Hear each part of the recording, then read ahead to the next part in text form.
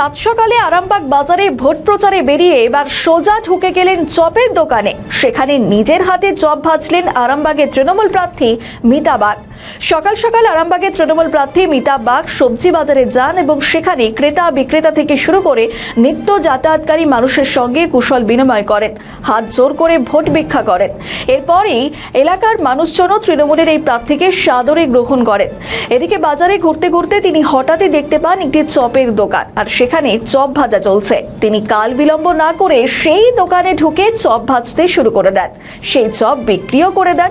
সঙ্গে ছিলেন তৃণমূলের রাজ্য সম্পাদক স্বপন নন্দী, আরামবাগ পুরসভার ভাইস চেয়ারম্যান মমতা মুখোপাধ্যায় সহ একাধিক নেতৃত্ব। আর এই চপ ভাজাকে ঘিরে কর্মীদের মধ্যে ব্যাপক উৎসাহ উদ্দীপনা দেখা যায়।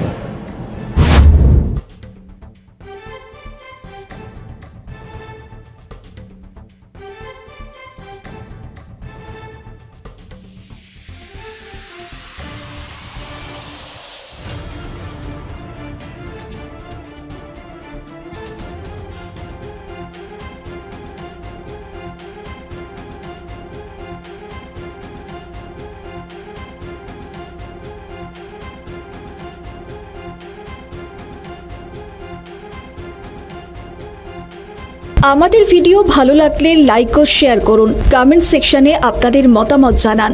আরও ভিডিও পেতে আমাদের চ্যানেলটিকে সাবস্ক্রাইব করুন এবং প্রতি মুহূর্তে খবরের আপডেট পেতে প্রেস করুন বেল আইকন।